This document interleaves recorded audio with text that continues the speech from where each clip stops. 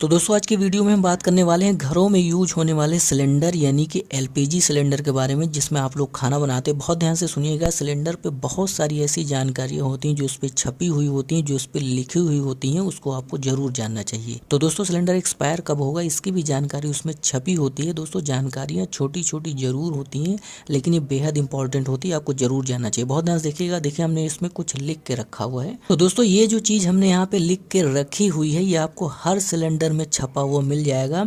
हो सकता है कि इसमें जो नंबर्स लिखे हों वो थोड़ा सा अलग हो सकते हैं, लेकिन ये चीज़ आपको सिलेंडर पे लिखी हुई जरूर मिलेगी। बहुत ध्यान से देखिएगा। देखिए यहाँ पे लिखा हुआ है नेट वेट। नेट वेट देखिए लिखा है 14.2 kg। हमने एक सिलेंडर का एग्जांपल यहाँ पे लिया हुआ है, उसी से आपको समझा रहे हैं।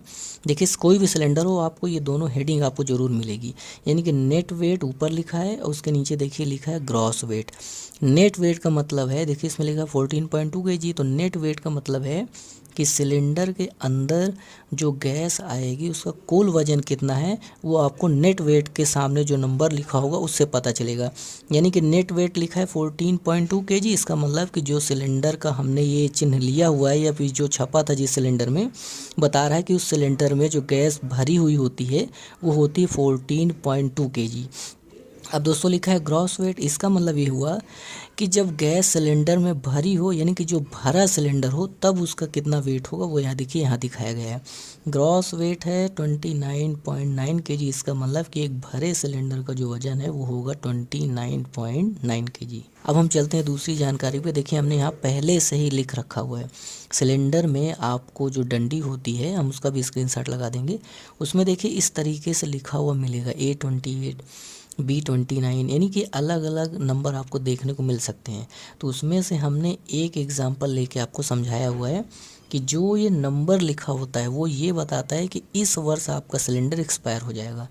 यानी कि अगर लिखा है D29 तो मतलब 2029 में ये सिलेंडर एक्सपायर हो जाएगा। अब दोस्तों जो ABCD लिखा है उसका क्या मतलब है वो हमने देखिए यहाँ पे डिटेल में रख दिया है। अगर A लिखा है तो इसका मतलब वो जनवरी से मार्च के बीच में आपको सिलेंडर को हटा देना है। देखिए B है तो B का मतलब होता है अप्रैल से जून, यानी कि अप्रैल मई जून। और यहाँ C का मतलब है जुलाई अगस्त सितंबर। और डी का मतलब है अक्टूबर से दिसंबर, यानी कि अक्टूबर नवंबर दिसंबर। तो दोस्तों जैसे यहाँ लिखा हुआ है कि D29, तो इसका मतलब ये हुआ कि 2029 में ये सिलेंडर एक्सपायर हो जाएगा।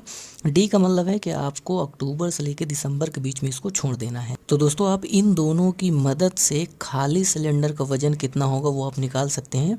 यानी कि जब सिलेंडर में गैस ना भरी हो तो उसका वजन कितना होगा आप यहाँ से निकाल सकते हैं। उसको निकालने के लिए करना क्या होगा कि कुल वजन में से आपको माइनस करना होगा, कितनी गैस को माइनस करना होगा।